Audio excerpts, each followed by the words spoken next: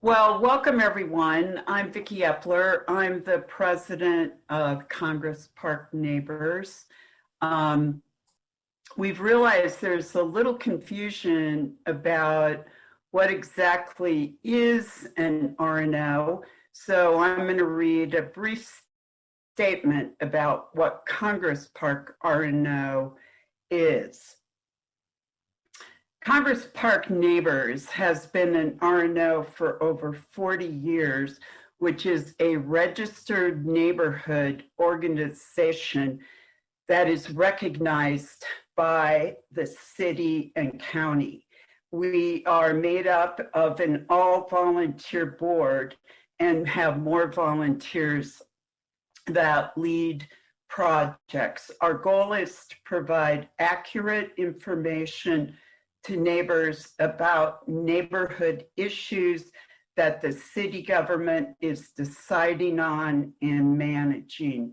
Your board does not take a position on any issue or at any city meeting without first polling affected neighbors to ensure true representation. So that is what we do. We're all volunteer. And we'll talk about that a little further on. But tonight we have three presentations. The first is from Parks and Rec, and they are going to talk to us about the new playground design at Congress Park. So Chris, would you like to take the lead? Who would like to lead the meeting? I'll let you go. Yeah, hi, thanks Vicki. I appreciate getting on your schedule, and we're excited to report back a couple things. First off, I have with me on my team, Flow Design Collaborative, Jay Henke over there, I see him in the corner. He's gonna talk for a few minutes. And then we also have our folks from the Pool Design Team, also with DPR. And they're going to talk for a few minutes. So I know, like you said, you have a pretty packed schedule, so I'm going to cut to the chase.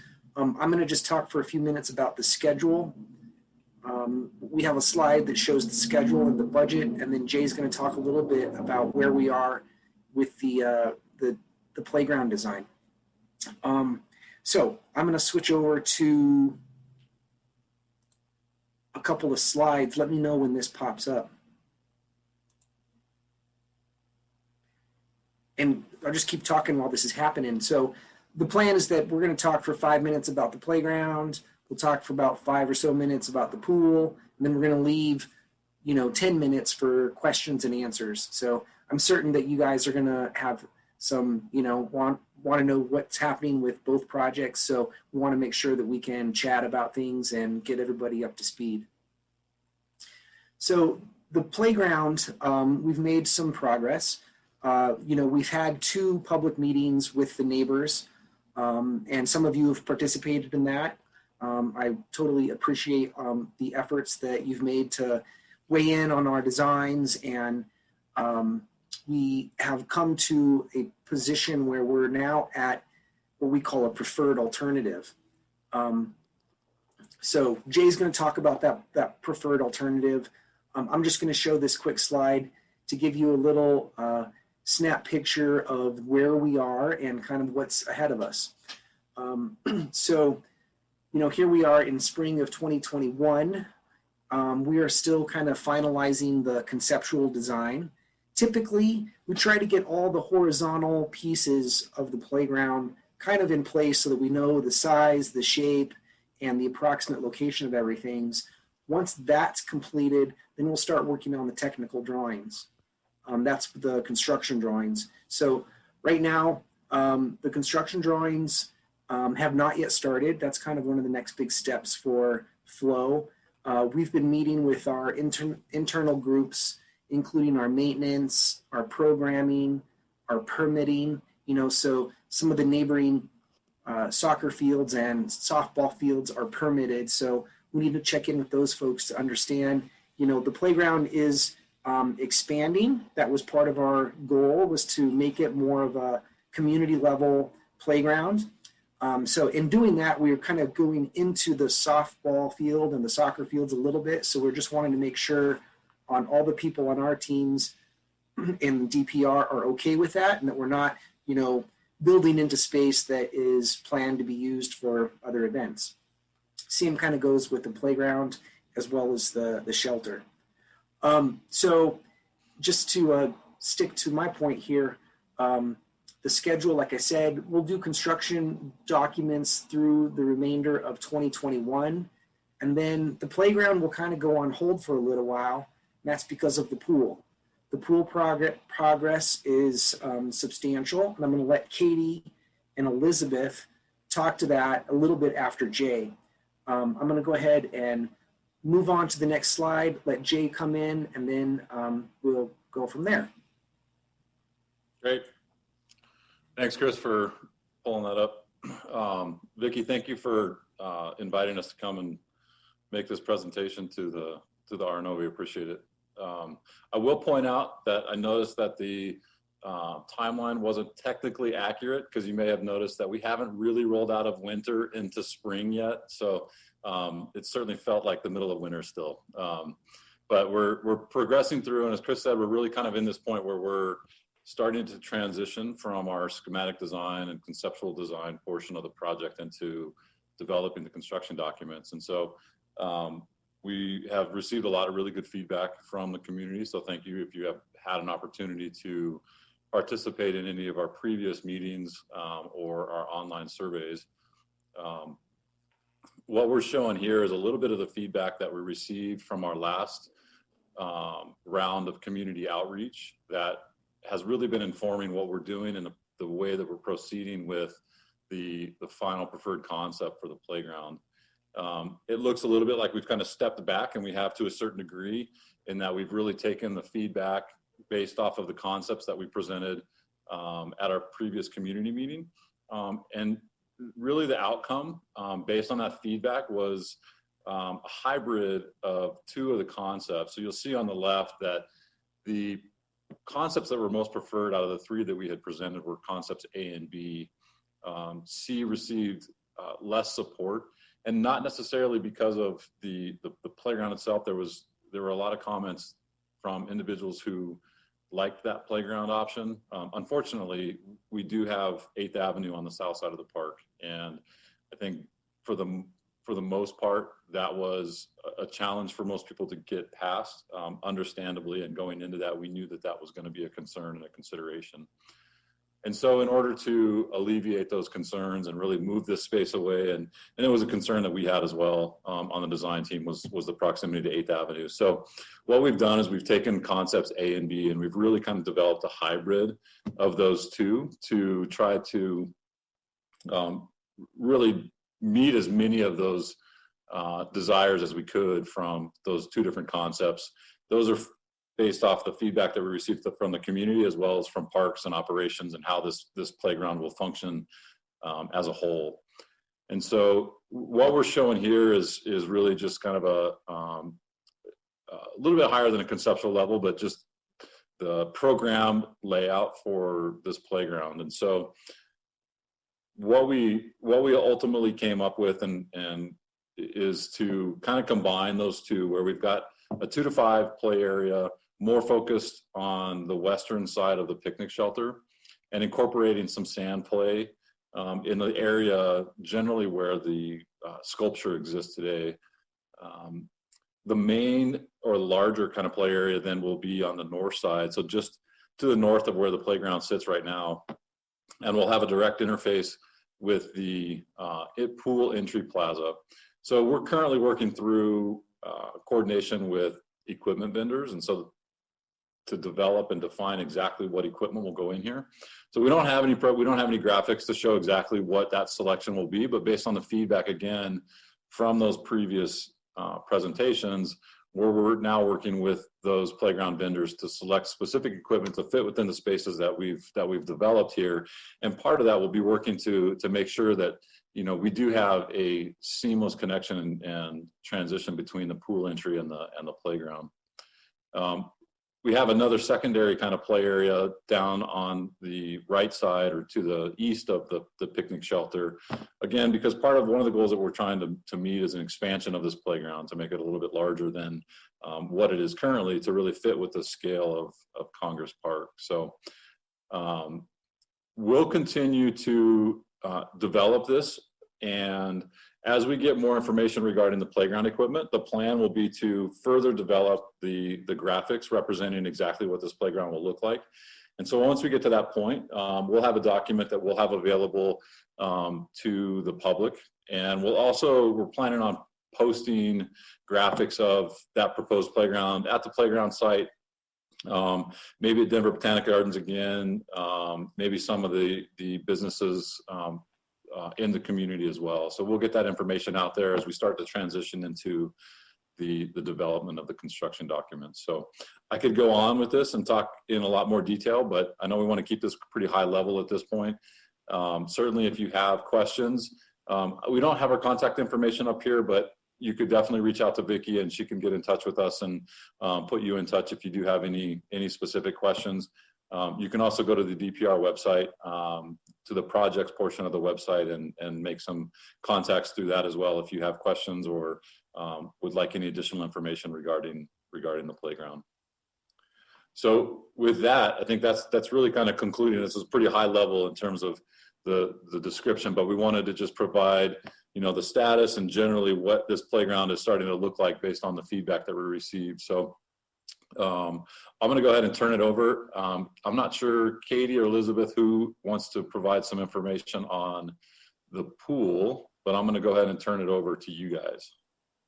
I'll take that one. Hey everyone, Elizabeth Romanowski here. Let me grab the screen.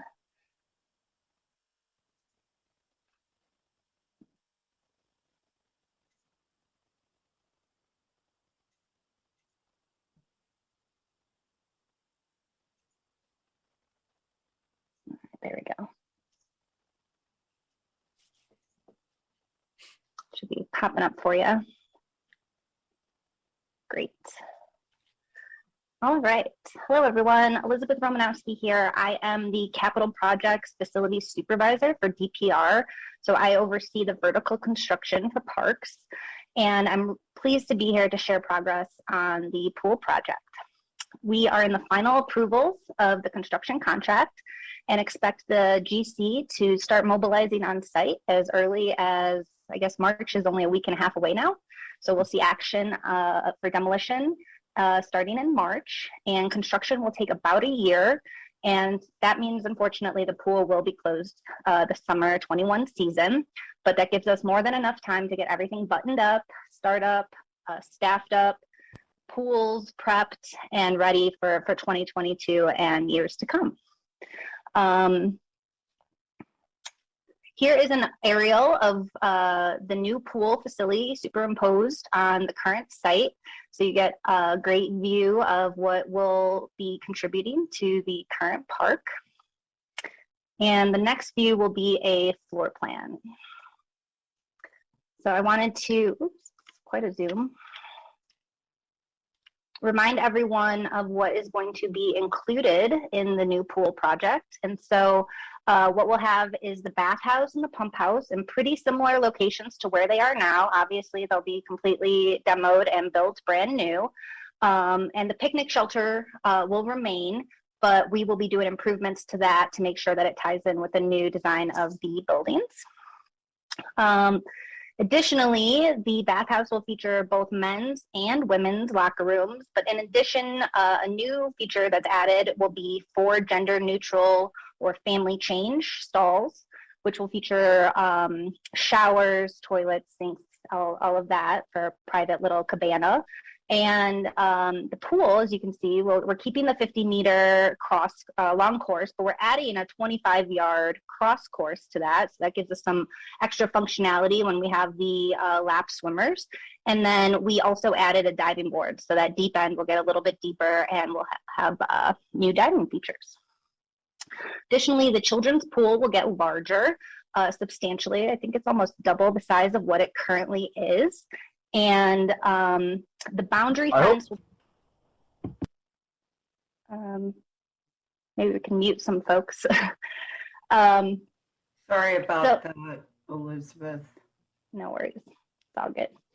As I was saying, the boundary fence will stay in pretty much the same location as it is now, with one exception on the north side. I don't know if you can see my mouse here, but currently the fence is about right here, and we're going to be pushing it up farther north. And this is kind of a steep hill right here, so we're going to be including that in the pool facility as additional kind of grassy seating outside of the deck area. But we'll still have this great kind of grassy area with those arts and venues chairs that are located here. So all of that will stay within the same boundary. So we're just adding a little bit more space on this north hill inside the fence. We will also be adding some shade features. We're showing one in orange right here, but we were able to squeeze in a few extras. So we'll make sure that there's plenty of shade to give people relief on those hot days. And as far as the parking lot goes, the south side of the parking lot will be redone, and we'll be adding ADA code compliant parking spaces, as well as the curb ramps to make sure that we have a full ADA access going from those parking spots into our facility. South of the parking lot we're going to have, you can't see them here, but they'll be in this area right here, rain gardens, which is a water quality feature that we're including in the project. And what that will do is take all of the contaminants from the parking lot, it will drain south into that rain garden, and then we'll be able to filter that water so that the contaminants do not continue on. So moving through some of these graphics, here is a rendering kind of looking from 8th Avenue across the field to our new facility. As you can see, we wanted to keep it kind of unassuming and small so that, you know, it doesn't detract from the natural beauty of the park. But I think we have a great design, kind of minimalistic natural stone with these vertical slat features here. This will close when the pool is closed and act as the gate. And then we have other features here kind of breaking up our elevation. So as you approach the facility, we have a nice welcome overhang here. It's cantilever entry, drawing people into the main entry to the facility, and from the playground, as we just saw in the previous presentation. So once you're in the facility, we can, looks like I'm gonna stop sharing real quick. Have some issues. So I'm happy to share these images after the presentation with you guys, but we're really excited to get this going and get it off the ground. Obviously, we went through a robust community engagement process throughout design, and we've concluded that and moved through into construction procurement. So with our GC coming on board next month, we'll start to see mobilization on site, and we're really looking forward to getting this facility ready for the Congress Park neighborhood for 2022 and all years beyond. Elizabeth, thank you very much. And I apologize for whatever is going on. We do have a neighbor who likes sabotaging, so we will certainly try and ride herd on that. And Jay and Chris, thank you very much. Why don't we take questions through the chat? The pool update was great. I was glad to see the diving board. I'm a old-time Congress Park neighbor, and I remember the diving board from years gone by. So let's see what we have. Does anyone have any questions around the pool or the playground? I would urge anyone who has questions about the playground to go to the DPR site. They have great graphics of the other schematics, which will lead you to how they came to land on the site that they did. And we had great outreach from the neighborhood. I think both surveys got over 300 or very close to that responses. So Vicki, I see I have a question. I was just going to say, I see a question over in the chat that I can speak to very quickly. So we Okay. have been, the question is the public art location included in the playground design? And the answer is no. We've been working with Arts and Venues, who is the folks that kind of manage art projects, the selection process. And they have pre-qualified 6 artists that will put together proposals. And the thought is that there's going to be a 3-dimensional piece and then possibly also a mural piece. And those locations have not been identified yet. Those probably will happen in the next month to 2 months. And when we have the chance to integrate it into the playground design, we will, but that's still a little bit preliminary. And just to add to that, Chris, the art for the playground project as well as the pool project was combined in order to do the most with it, because the pool project obviously had a much larger budget, but with the playground adjacent to it, we wanted to make sure that they were intertwined. Thanks for that, Elizabeth. Yep. Brian, I think you had a question for the people Yes, who would I like to did. pose questions through the chat. I did, Vicky, but it wasn't addressed. You want to scroll through the chat and read it? Go ahead. Do you have a question, Brian? Yes, Chris and Elizabeth, did the two of you kind of put your heads together in terms of how bikes could potentially get from one side of Congress Park to the other once this project is complete? I know that that's been an ongoing question. There's a large-scale master plan that has identified the location of a bike path. I believe that goes through 12th. To answer the question directly, we do not have it in our scope to allow a bike path to go through the center of the park. Okay, so I thought, thank you. Vicki, I have a few questions, so it would be very hard to type in. Go ahead. Okay, so the questions I have are, thank you, Elizabeth, for speaking about this, but I found it very difficult to get information on the pool over this process, and Parks and Rec has been very quiet about it. We've not seen any floor plans of the building. I think they were presented once a year ago.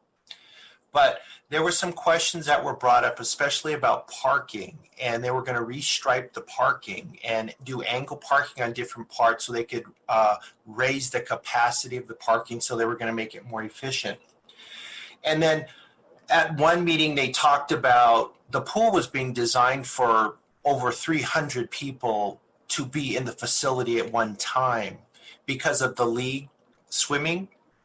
So there's a question now of, I'm glad somebody brought up the bike, the bikeway moving through there, but you've got these conflicts of how is this all going to work together? So I would like to actually see what that parking plan is, because right now, Flow Design's working on some hardscape where there's sidewalks and some other things, and especially at the entry, if you've got angled parking, and you've got bicycles behind there and people walking behind there, I think it could be quite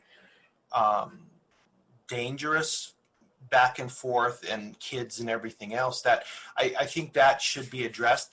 And then the other question too is, again, just more related to parking. If you had league swimming there and you did have 300 participants, I was just wondering how the facility would work on the inside as well as parking on the outside. So do buses come up and all these kids unload, or is it 300 parents bringing their kids to this stuff? So I think there's some logistics that I've just not heard thoroughly discussed. And because we haven't been able to engage with you to answer these questions, I don't know if there's a better venue for that. No problem. Let me start with that parking question. So we did explore adding additional parking on 9th Avenue via striping.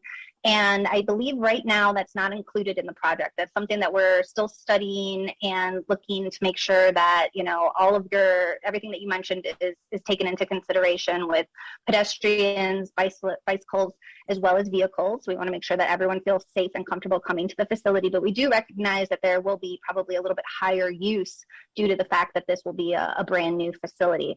Regarding the leagues, I don't know that there's any swim leagues that are currently planned for this.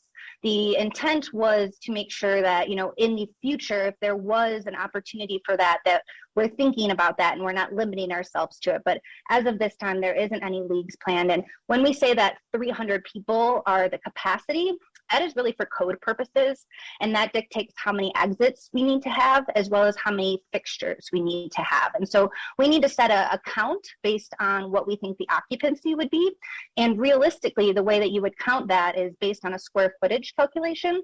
But what that gives us is a number that's way higher than 300, something that we know would just not work at the facility, and also that we can't staff more than 300 folks in the pool at a time. So we kind of put that as a cap so that we are providing enough exits as well as enough restroom facilities, but in no way are we expecting that this is going to be you know, a much higher capacity than what you've seen in the past, because we are just limited based on our staffing.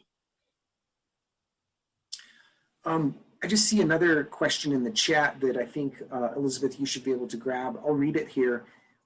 Where will the construction equipment be kept, i.e. trucks, equipment, etc.? Great question. So we are working through that now with the GC while we are finalizing their contract, and they will be taking over the majority of the parking lot. We'll have that area fenced off with construction fencing. They'll be securing the site, and we will make sure that there is access to the playground while construction is happening, but they will need the majority of the parking lot for lay down, especially when they have their large equipment coming through. So the parking lot for the most part will be closed. We're looking at providing additional signage so that everyone knows they don't go all the way down there and then have to turn around. So it's very clear, they understand that we have that blocked off. I have a question from the chat about the walk west of the alley passing north of the tennis courts. There's a change in grade there. Will that sidewalk remain? Yeah, that is part of our study. Sorry, go ahead, Elizabeth. Oh no, I just wanted to clarify. Is that this the path that's north of the pool that you're referring to? Yes. Yes. So that will most likely Not the one by the pool, Elizabeth, further east where it transects the tennis courts. So Chris, that might be, because you were looking. Yeah, that's in our ball field, so to speak. Yeah, and that's one of Flo's sort of next steps, is that we kind of have two other stages to our project. One is looking at the internal walks, and that includes connecting across the site, connecting from the parking lot down to the playground. And then secondly, we have perimeter walks. So we have some funding from the Department of Transportation and Infrastructure. And so that would be walks that are along the alleyway on the east of the park. They'd be along 9th and then along Josephine. So those are in our on our radar and things that we'll be looking at. We have some allocated funds for those different aspects. And so that'll be part of our consultant team's sort of purview, is to look at how much we can spend on each of those items. And so it is likely that at some point we could jump on a call like this again and give you guys updates on those aspects of the park. And I can speak to that a little bit more specifically, in that there is a walk that goes through there now that will get eliminated as a part of the pool project because the pool expands a little bit to the north. And so one of the walks that we're evaluating is to continue to extend along the south side of the north tennis courts and basketball court to make that connection to the parking lot. And so we're looking at multiple alternatives for walk improvements within the park. And really it's going to come down to developing some priorities from a funding standpoint. But that's one of them that we want to look at doing, is making that connection all the way through, because we do recognize that that gets used for people coming from the community on the east side to get to the center of the park, and others as well. So that is one that we're looking at trying to evaluate what it will take to basically construct it completely east-west all the way through to the parking lot. And just a note, I did bring up that bikeway is from the ECAP, and so it was brought up if they are making these improvements to make it so they can expand it so bicycles could be added for the future. Hopefully it can be designed into this plan.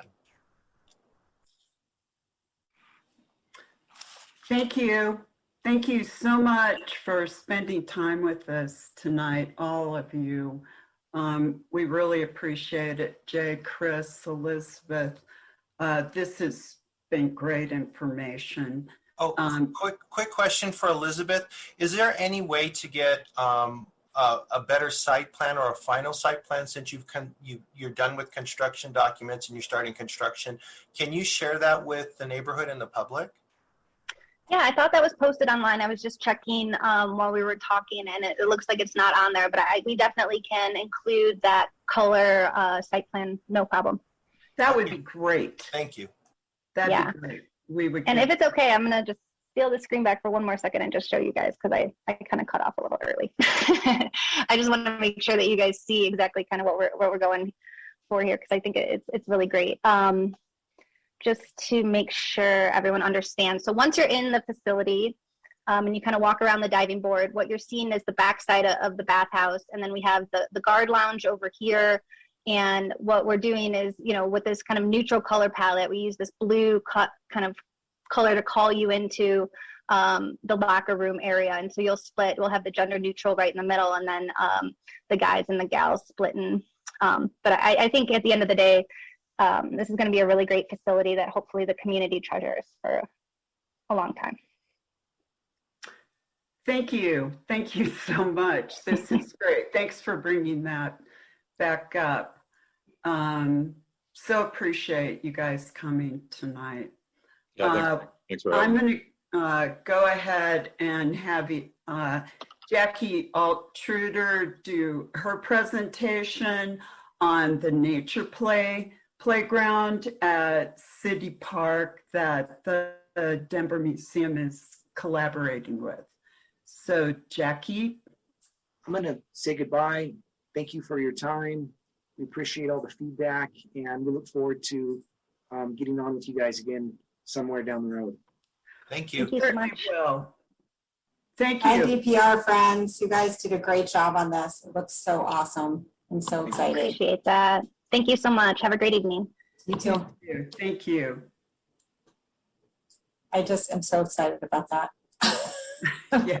I'm like, oh, I don't even want to talk about this project. I just want to see some more pictures of the pool.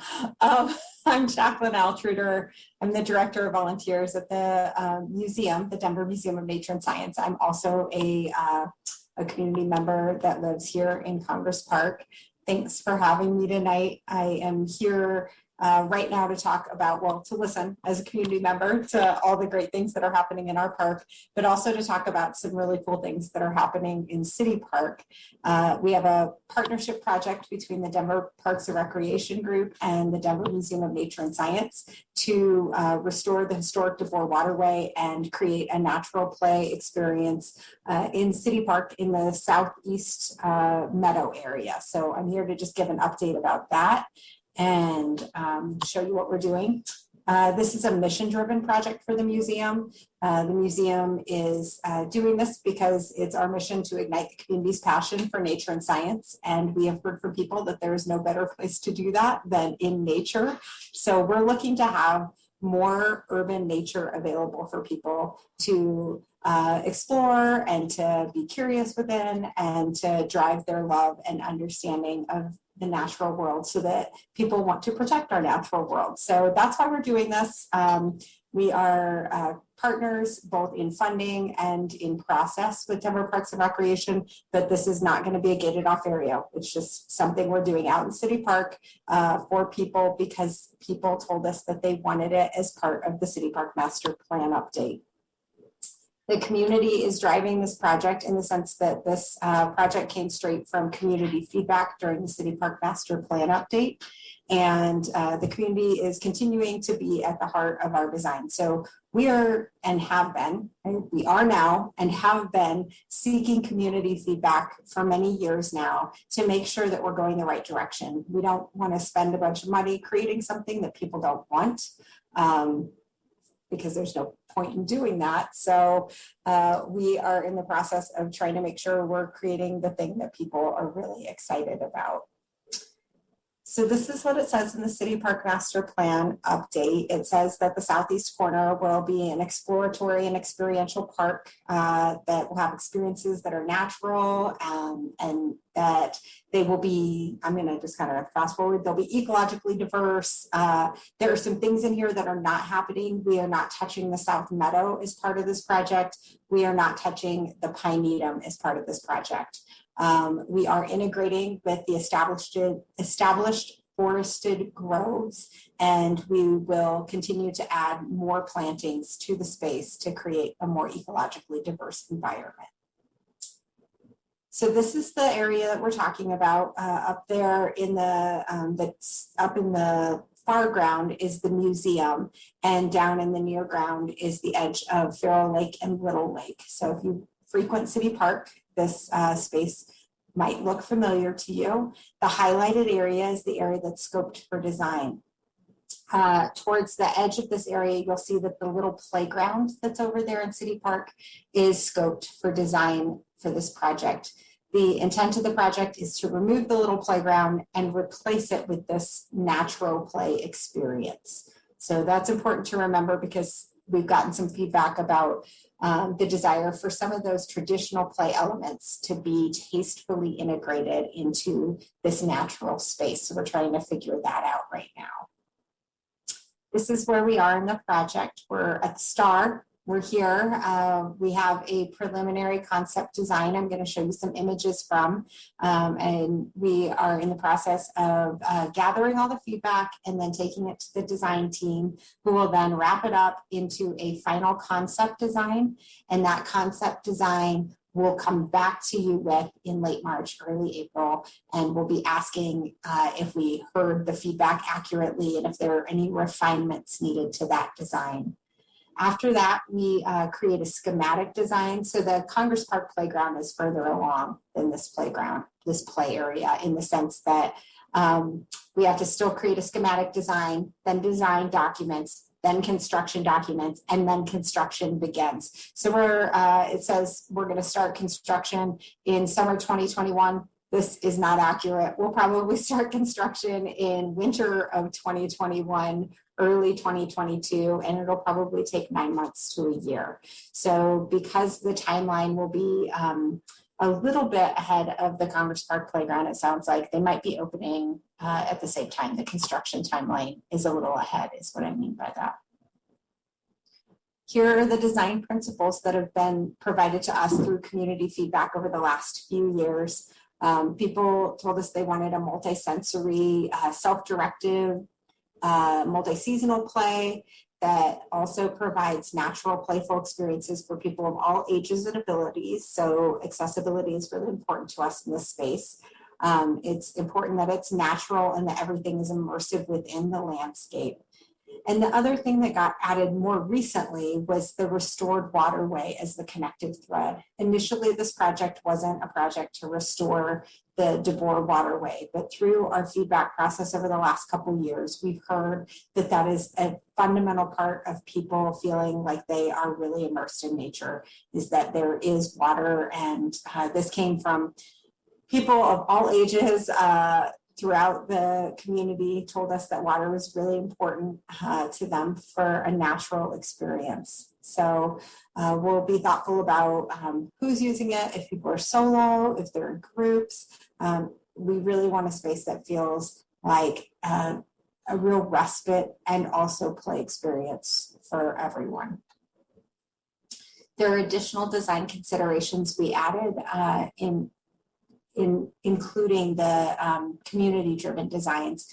We also are looking for innovation, environmental stewardship, We are being really thoughtful about the plant selection for this area because this was the original Denver Botanical Gardens from 1951 to 1959. So the City Park horticultural team is connecting with the Denver Botanic Gardens horticultural team on plant selection that is appropriate for the space. And we, like I've said before, we're going to preserve the current tree canopy and then explore opportunities to add more shade.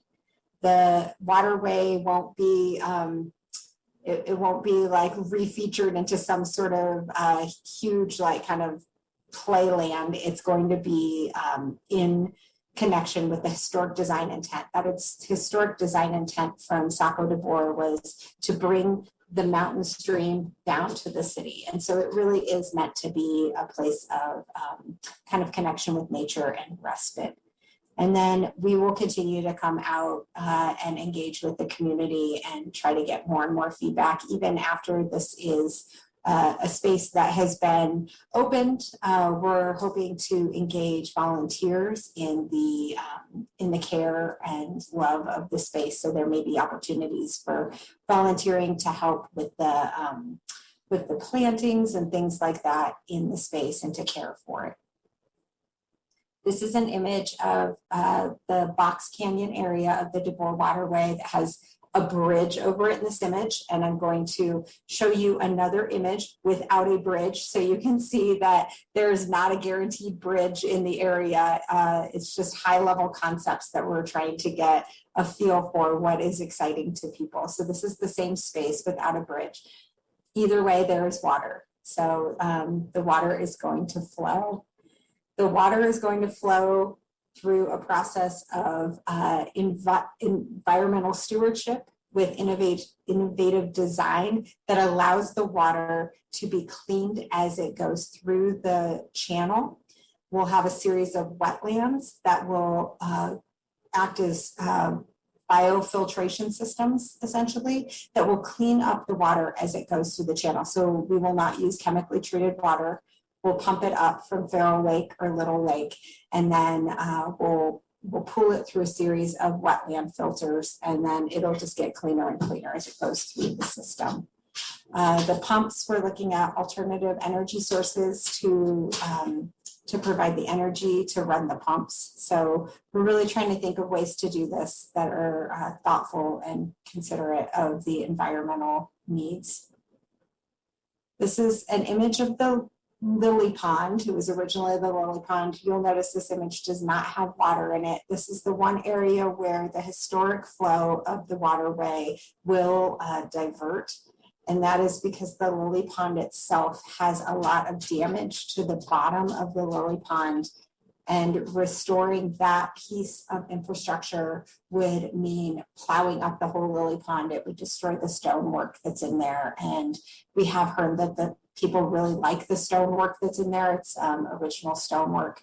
So the proposal is to fill in and create pathways around the stonework and then to plant the stonework as a pollinator garden. And then over to the side here, you see a shade structure with photovoltaic cells as the covering to provide shade. And that will help provide some energy sources to the pump system.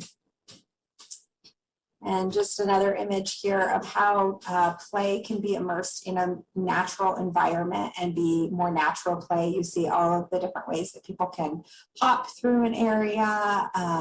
They can dig, they can explore, and there'll be pathways. You see the pathways here that will be accessible pathways. This is that same area with a slightly different kind of layout for play. This provides for more digging. We are hearing that kids really like to dig. I see kids like to dig, but we're hearing that in the community feedback. And then you see off to the left-hand side here that there is a swing. And so when I say swings that are thoughtful and immersive within nature, or traditional play elements that are immersed within the natural landscape, this is an example of how a swing could be more natural and not just like a plastic swing set that you might see on any old playground. And then this image shows you a possible shade structure off in the background there. with some possible pooling of water. It would be very shallow water if there was water pooled. That's not a given. Again, none of these things are given. These are all concepts. And then you do see that there is seating around the perimeter there of the walkway that is just more natural seating. So that's kind of the aesthetic, that everything would be more of a natural material. So like I said, we are taking design feedback on the play features, the water experiences, the gathering spaces. What we're not taking feedback on, I like to be really transparent about what we do and don't take feedback on, is we're not taking feedback on the biofiltration system in the sense that that's an engineering process and project. And we really needed to get the engineers at the table. So that's what we've been doing for a lot of months, is trying to get the engineers to help us figure out how to power this and how to be thoughtful stewards of the environment while adding water to the system. But all of the other kind of aesthetics, what people would do in the space, how it would look, how it would feel, that is stuff that we are asking for feedback on. So I'm going to stop sharing my screen and just take questions and listen. Oh, I can't hear you, Vicki. Unmute, Vicki. Oh, there you go. Okay. Thank you. That was great. Does anyone have any questions? The nature play at DMNS.org is also a great resource for more information about the project. Quick question. Thank you, Jackie. Wonderful ideas. Can you just talk to, in the big picture, who does that land belong to? Who's going to maintain it? And is it part of the parks? And budget-wise, will this be like a future budget request from the city or something like that?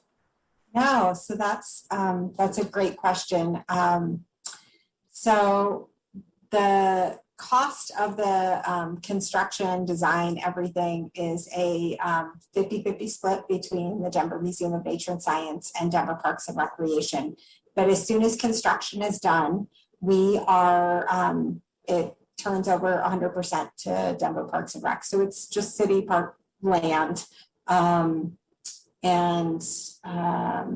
I'm trying to remember the maintenance of it. The maintenance has been a discussion. We've had a lot of discussions around maintenance because the maintenance team is really concerned about maintaining new spaces. And that was when we brought the ideas to the table, not just me, but some members of City Park Friends and Neighbors came to the table and have asked if we could perhaps have a volunteer program to support the maintenance of the space, but it's all Denver Parks and Recreation space. That's a great idea, to use volunteers and maybe just bring DBG up for planting and stuff like that, because they've got an army of volunteers that helps them maintain their site. And just a follow-up question. So it looks like a really good active place. What about bathrooms for the little kids? Any thought to that? Yeah, there are bathrooms in City Park right off to, so this goes off the south, it goes kind of southwest of the museum, and then straight west of the museum is that fountain that sprays straight up in the air, right in between the rose gardens. That's called H2 Odyssey. And then right next to that are, it's a newer bathhouse. I mean, I say newer, it's probably 10 years old. There's bathrooms right there off the rose gardens. Yeah, Maggie. Just one comment, because I've been working around Parks and Recs for a long time and live off of East Colfax. And I have to say that this particular project is the first time that many of us have seen community involvement, true community involvement in a project like this. Oftentimes it's given to the community with, here it is, like it. But this time there was really a lot of involvement. So thank you very much, Jack. Thank you. Yeah, I want to report back as a citizen, as a community member working with Denver Parks and Recreation over the last couple years. They are really committed to changing that history. So what Maggie talks about is that history that I think many of us have experienced over time. And I was so excited to work on this project with them, and then also to see what happened with Congress Park.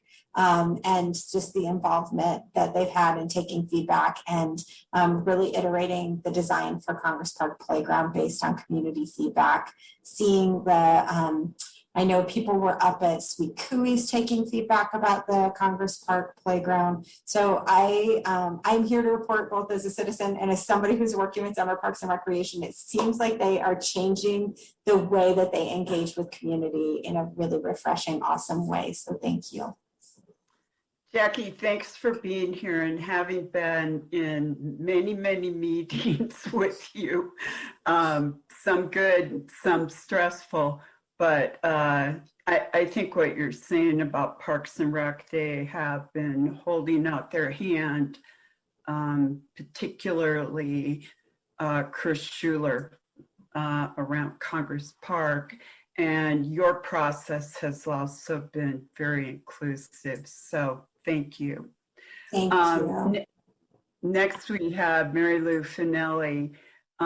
She's a stakeholder on the short-term rentals committee. And Mary Lou, thank you for coming tonight. I have gone to the short-term rental site and I have read all of the rules.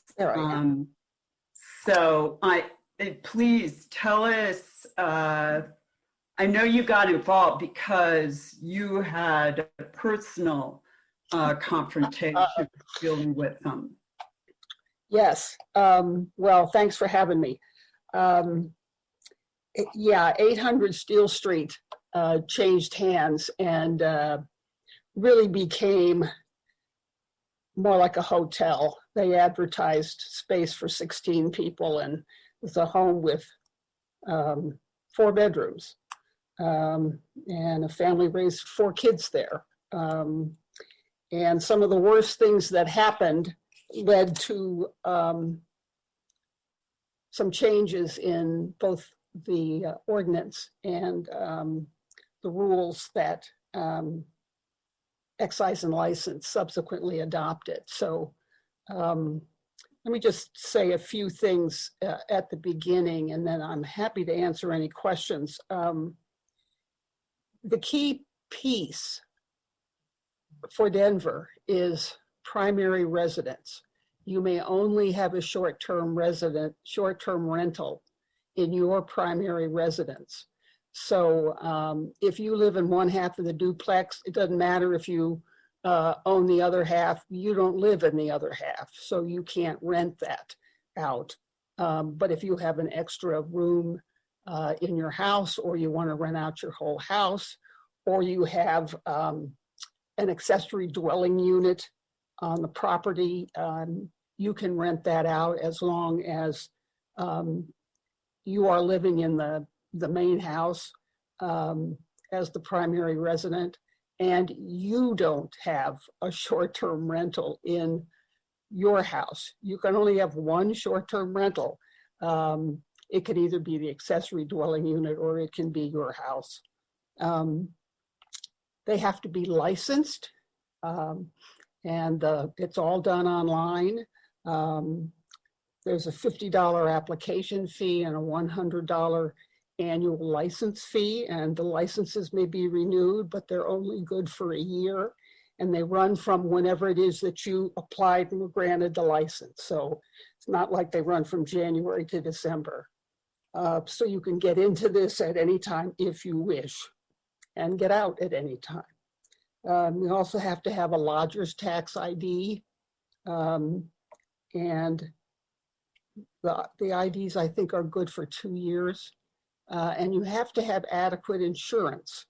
And I think the minimum requirement is $1 million. So anyway, and that's a relatively new thing this year. There's no limit on the number of guests, but obviously you have to comply with all city and state laws. So if it's a fire hazard or something like that, that could be an issue. And this is a piece that a lot of people don't understand. You can only have one contract at a time. So for example, in 800, which thankfully now has a lovely family with 2 children, a dog and 2 cats. But they, Good job. right, exactly. Well, we complained a lot. If somebody wants to rent, let's say, half of the house, well, they can rent half of the house. The other half of the house you cannot rent, because that means that there would be 2 contracts and there can only be 1 contract at a time. And that's in the zoning code as well as the ordinance. So, and then enforcement is complaint driven. Noise is usually one. There are a lot of parking issues, there are trash issues.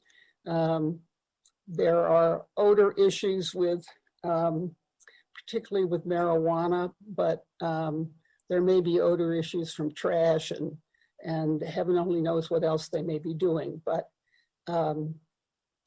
one of the things we've cracked down on is you can't have a bachelor party there, you can't have a bridesmaid shower, you can't have a wedding, you can't do anything that really requires some commercial activity. This is designed for people who want to come in and rent a place to stay. So it's designed for lodging and not for conventions and meetings and things of that sort. So I think those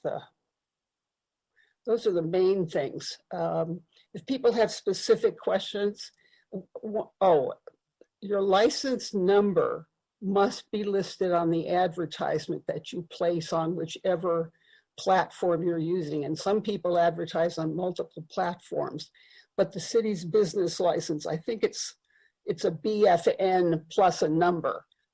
It has to be there. And if it isn't, then the platform is now required by law to take down your ad or to not run your ad. So that we get away from having unlicensed rentals. Now, that doesn't mean there still aren't some, but we tend to weed those out. Enforcement has gotten much stronger.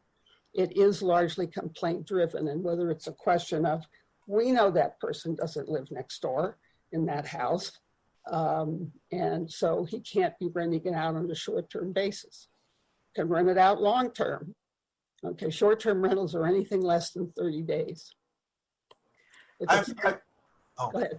I'm sorry, I've got a quick question, and I don't know if this is true or not, but this came up at a ZAP meeting at INC, that somebody said, the city said that these regulations aren't working and it's not doing what they wanted to do. So they're talking about removing the primary residence requirement. Can you tell me, is the city actually looking at doing that? No. That, first of all, Miles, thanks for the question. That requires a change in the ordinance, and city council is not amenable to doing that. There are people who do the short-term rentals, and short-term rentals may have somebody who manages them. For example, if there are a group of people in a condo who travel a lot, in a condo building who travel a lot, and the HOA allows it, one person may manage each of those. Well, some of those people are suggesting, well, you know, we really have this this need for lodging, blah, blah, blah, blah, blah. And so maybe we ought to let people have a secondary license. And that's a battle they have to fight with city council. That's beyond what the Short-Term Rental Advisory Committee handles. That's not our brief at all. So if you're hearing that, you need to know, one, the city is not pushing this. And there are a number of folks, I mean, there are two members of City Council who sit on STRAC. Amanda Sawyer from District 5 and Kevin Flynn from, is he District 2? I'm not sure, in any event. And they're both opposed to that and will be strong voices against. So, but a lot of this is in the downtown area. And downtown has different zoning, but the requirement is a primary residence if you want to do a short-term rental. So, but let me assure you, Miles, the city is not pushing that, changing that, okay? We're very happy with primary residence. STRAC is very happy with primary residence. And my guess is on any given night, there are lots of hotel rooms available in the city of Denver. So we don't need a plethora of short-term rentals to fill in some unmet commercial need. Thank you. Mary Lou, there are a couple of things that I just wanted to clarify.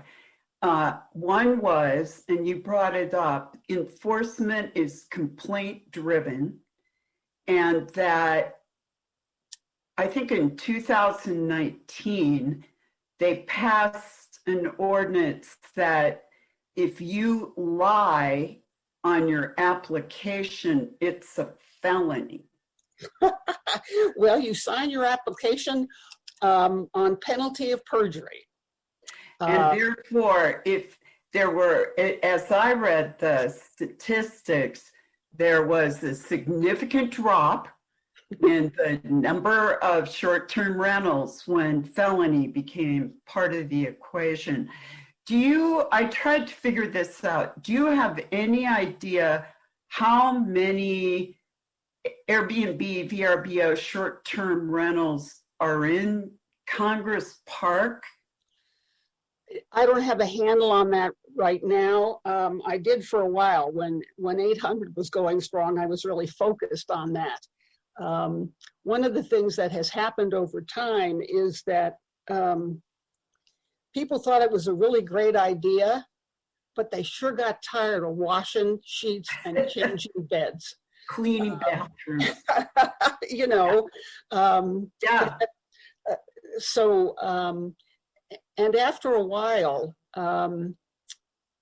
as the word got around, there's some things that aren't really complaint driven. If there's something in the application that raises some issues, there are follow-up affidavits that people are asked to sign. And lots of times when that affidavit goes out and people read that, they either withdraw their application or they surrender their license. We found in a lot of situations that that has cut things off at the very beginning. There's still a gap, I don't remember the number offhand, between the number of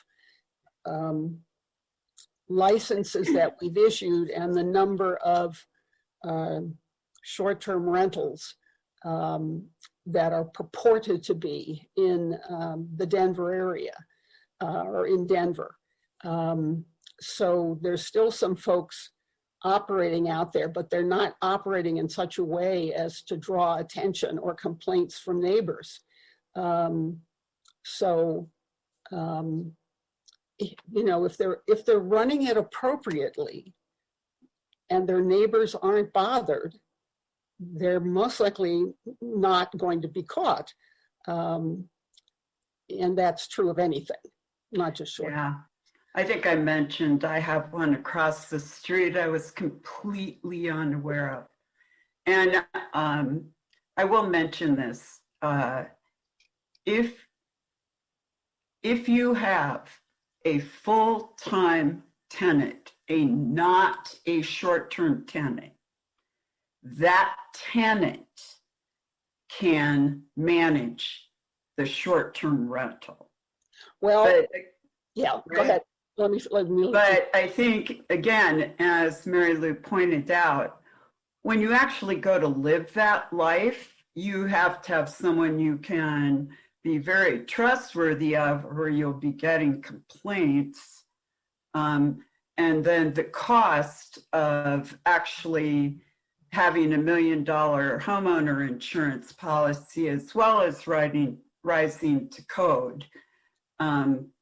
I think the cash flow starts to become less attractive. But I think overall, things in Congress parks seem to be fairly stable. I think you're right, and fairly quiet. Yeah. A lot of homeowners insurance policies will not cover short-term rentals. My insurance company, with whom I have been for decades, has on my homeowners policy, it says very clearly, if you run a short-term rental, we will cancel your policy. So, and if you want to run a short-term rental, we will not continue this policy. So, and one of the requirements we have is that you inform your insurance company, even if you're getting, let's say, that $1 million insurance policy from a different policy. So, because damage issues and things like that will initially come under the homeowner's policy. Right. You know, the other policy will cover anything beyond the limits of your homeowners. So, assuming your homeowners covers it. So, so anyway, but one of the things about 800 is that there was an apartment in the house, and the alleged primary resident, who was in fact an employee of the owner, lived in the apartment. And I finally convinced Strack that that was her primary residence. She did not live in the house. She lived in the apartment. And so when their license came up for renewal this year, they were told it would not be renewed because excise and license had changed how they were handling that. And also, when we first, you know, it was sort of the Wild West when we started out with this, because these things existed and nobody really knew what they were and what to do about them. And so places like 800 was one of 5 properties that this couple in the city owned. And the other 4 were in areas that were zoned for what they were doing. This was the only one that was in a residential area. And so one of the things that happened was that we did away with the possibility for any legal entity like a corporation or a partnership or anything like that to run a short-term rental. It's got to be a person, and it's got to be your primary residence. Now, if you're a renter, a long-term renter, you can, with the permission of the owner, have a short-term rental in the facility that you're renting. Okay, if you travel a lot for work and you know you're going to be gone like for 2 weeks at a time and you want to do that, you can do that if the owner says it's okay. Some people have been deployed either by FEMA or by the military, and they are able then to short-term rent their house or their apartment or whatever they've got. That's an exception within the policy. So, Tom, I think Tom has a question.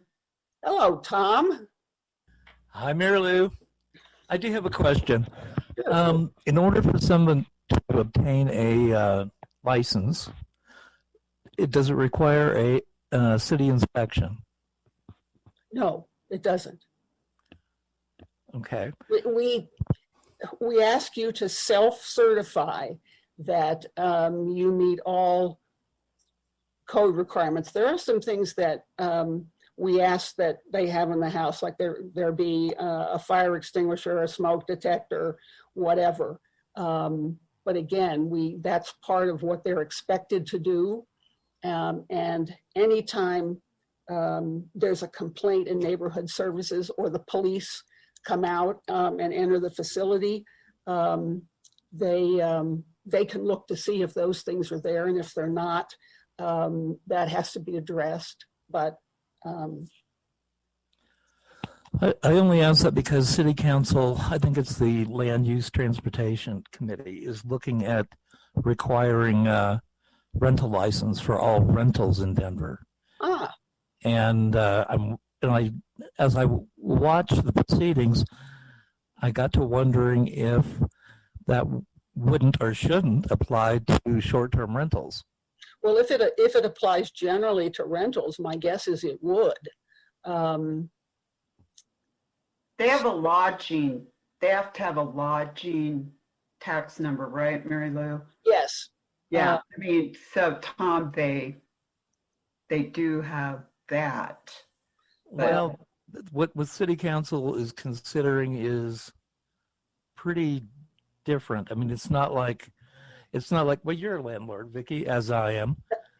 And they're looking at requiring, not for a landlord to get a lodging certificate or whatever it's called, but to actually pay for an inspector to come out and make sure that your screen door closes properly. All your windows have screens.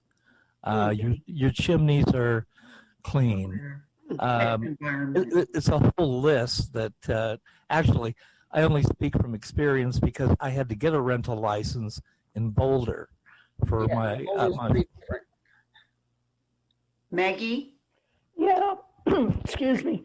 This is an ordinance that's being proposed by Stacy Gilmore. And they will be talking about this at the INC zoning and planning meeting, which is the last Saturday of this month. And it would probably behoove anybody who is interested in this to attend that meeting because they'll have people there. Mm-hmm. Does this have anything to do with the group living now that it's passed and they're worried about all the different people renting rooms out? Yes, it does have a piggyback effect. When INC asked to have some modifications made to the group living, it was suggested too that they also have that particular rental kind of thing, because we are looking at people who are renting and the protections that they can have. So Stacy Gilmore took this on. Does that impact the STR stuff in any way? I can't tell. Yeah, we can't tell at this point. I know that's out there, but we haven't heard anything about it yet at STRAC. But it may well. So, whether you're a long-term or short-term rental, we need to make sure that you're in a safe environment, broadly defined. So it could well be that they would sweep that in. And I think my biggest concern is the commercialization of some of this stuff, that people could just start tearing down houses and building basically rooming houses and make the numbers work. So, for our little historically significant neighborhood, we've got some big lots, and I would just hate somebody to come through and start putting up these commercial structures for lots and lots of rentals. So. Thank you, Miles. Good point. Yeah.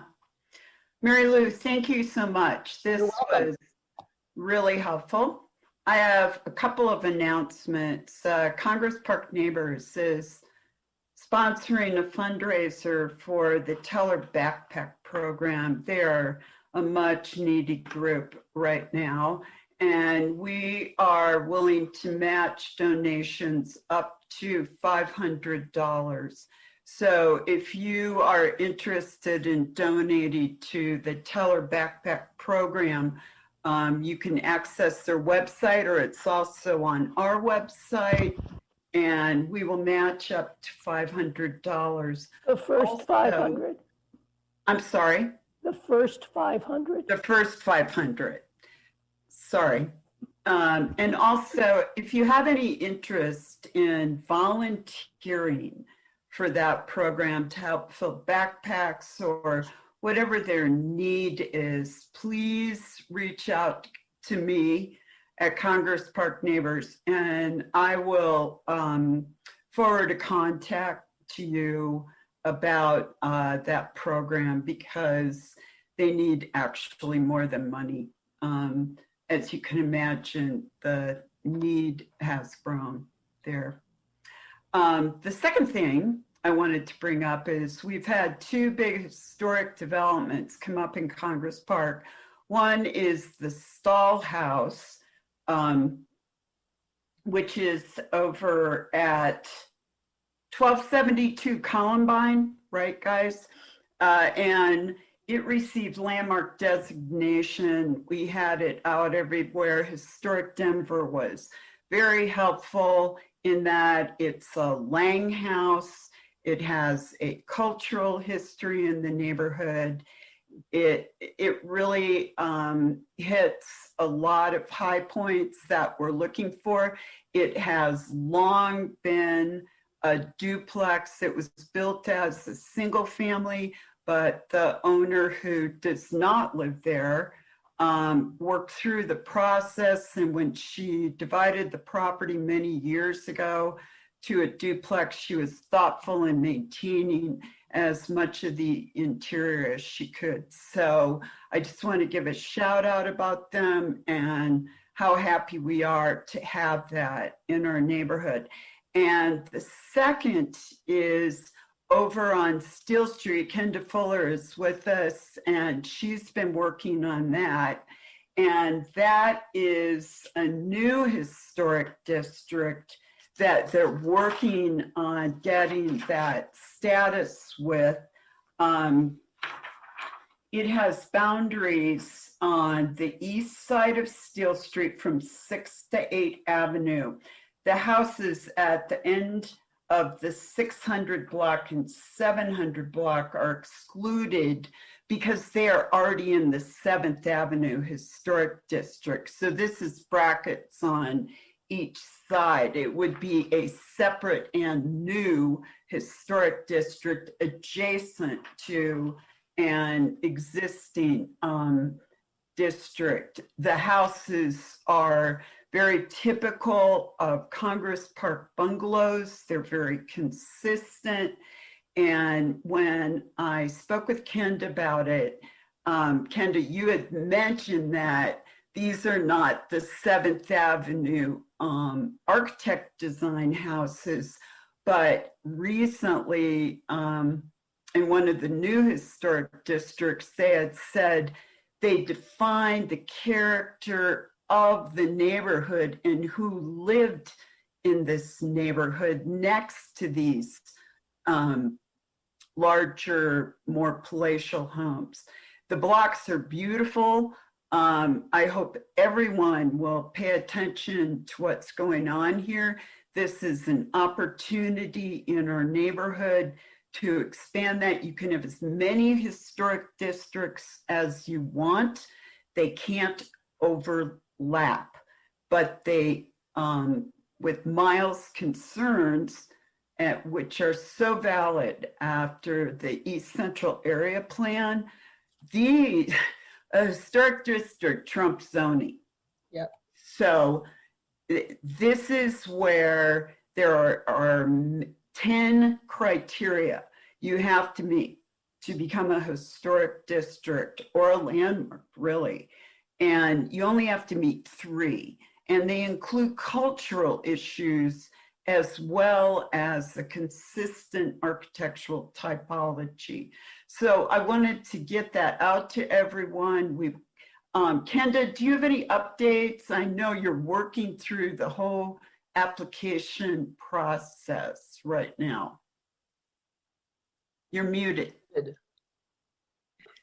Thank you. That was a very good description of what we've been doing. So I appreciate that clearly. And of course, we're now talking about Steele Street, and we're talking about maintaining a historic nature. So we have sent in, we started this last year about the same time, and we're in our third iteration of sending an application into the city planners, and they are looking at that right now. We're very hopeful that this time it will go through and get to the Landmarks Commission. The neighbors are in good support. People are very excited.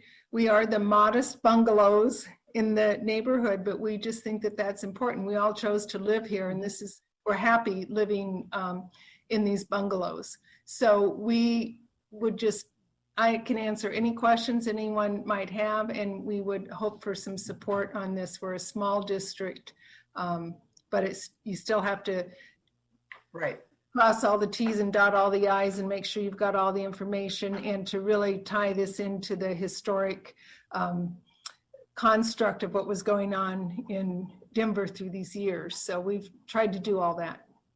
Kenda, Yes. can you speak to the historic figure who lived on that block?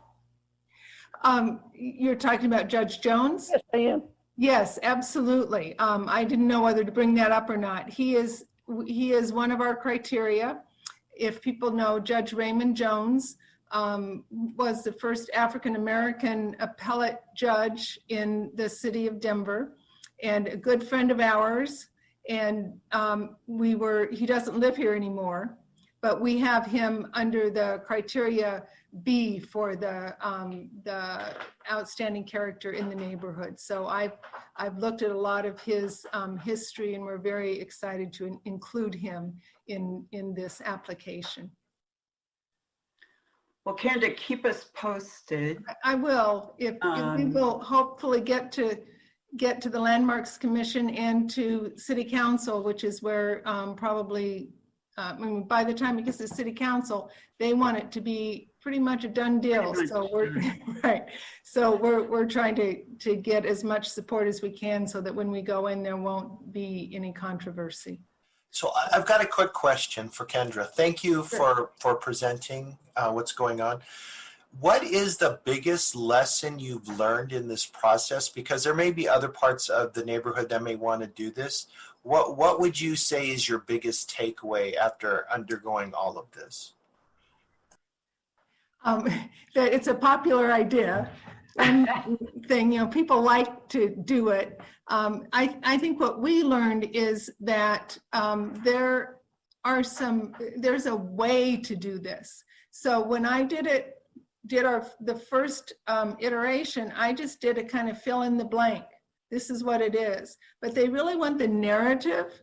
They want to know the history. They want to know how the architecture was derived, why it's important. They want to know about anybody like Judge Jones who was a part of this.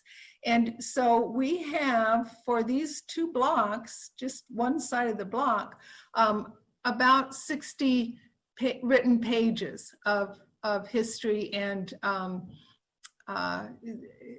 addressing what was going on in the city at that time. So it was much bigger from a writing perspective than I thought, but a great way to have conversations with your neighbors and find out who lived here and what the houses were all about. So that was really fun, because it really became a neighborhood community project. I did most of the writing, but we did lots. So don't volunteer to write it, but. Thank you. That's very helpful. There is a caveat to this. I received an email from the Landmark Commission this week, and they're looking for people to join the Landmark Commission that are homeowners. Interesting. And I sent my name right in.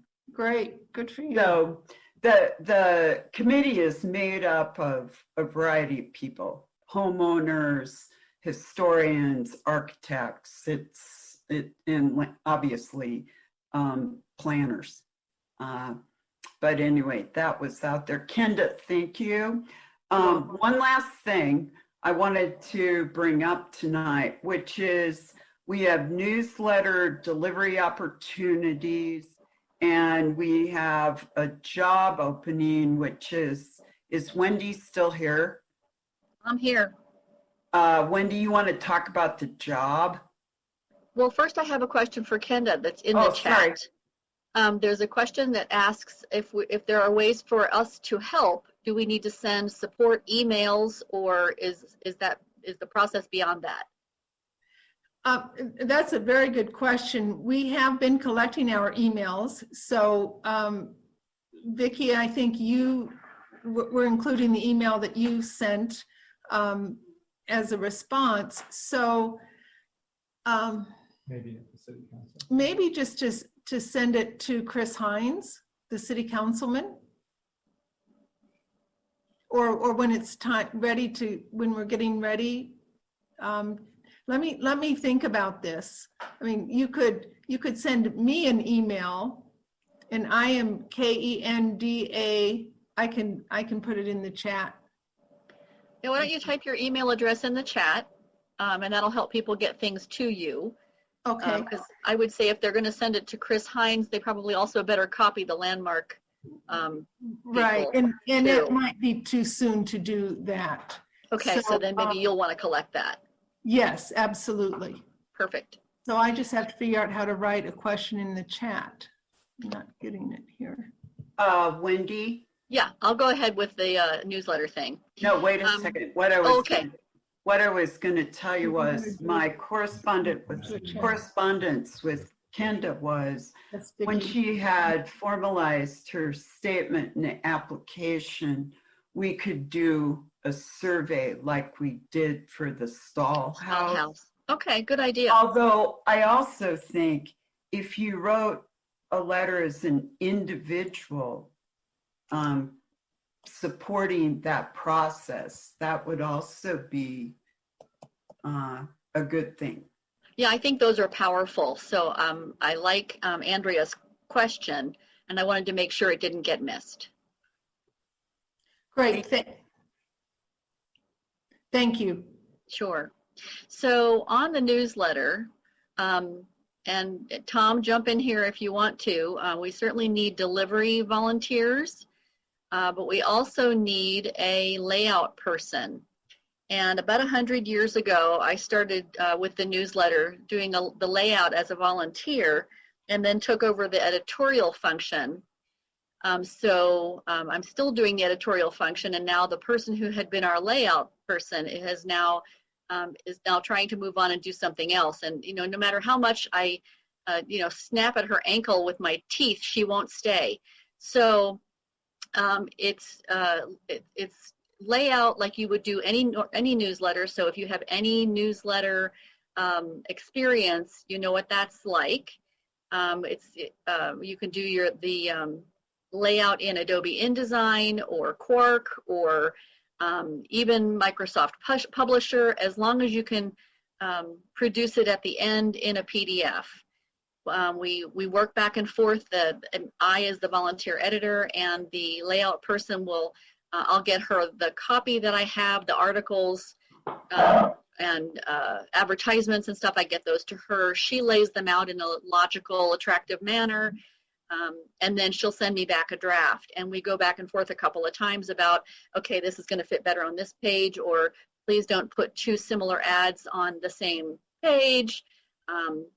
And then we put that all, we finally work out wrestle ourselves to the end and make a PDF and send it to the printer. And we also send a copy of the PDF to our CPN website guru, that's Maggie, so that we can print the hard copy newsletter in black and white, but we also have a color copy that goes on the website.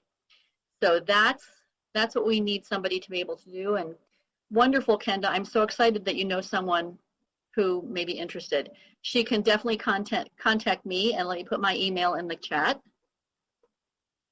Thank you. I'm not going to speak for her yet, but she did some help with us on our presentation, and she has a background in graphic design, and she's retired. She lives in the neighborhood. So sounds absolutely perfect. She's hired. I better tell her first. Yes, I don't even know her name yet, so you're not on the hook yet. Nothing like being voluntold. That's right. Tom, you want to say anything about routes, paper routes, Or does everyone that's still here already know the paper routes? I don't know what else there is to say. Okay. If Well, I anyone think wants to we've lost some volunteer delivery people. As ridiculous as that sounds, people actually move out of the neighborhood every once in a while. Can't imagine why they would do that. But we can use delivery people. I know Tom would appreciate anybody volunteering, even if they can just take a route every once in a while. If he's got somebody who's out of town, he'll appreciate having a deeper bench. So. Tom, which routes do you have that aren't filled? Because I've had a couple of people, when they see me on the block delivering, that have said, oh, I would do that. I'm like, oh, good, because I think we need help. In the last e-blast, there's a list of the routes that need attention. Okay. And you can just direct them to talk to Tom or email Tom, and I'm sure he will sign them up immediately. Yeah, I think they might have picked up the 1300 Detroit, because I told them I already had 11 and 12. But so I think they might have picked that up, which is good. They can have more. Yeah. paper routes, newspaper routes will bring you wealth and fame. That's it. Yes. So, okay, everyone, it's 8:30. I want to thank everyone for coming. I think we had a really good and informative meeting. And thank you, Jackie. Thank you, Kenda. Thank you, Mary Lou. It was really very informative. Sorry about the transgressions earlier, but we'll figure that out.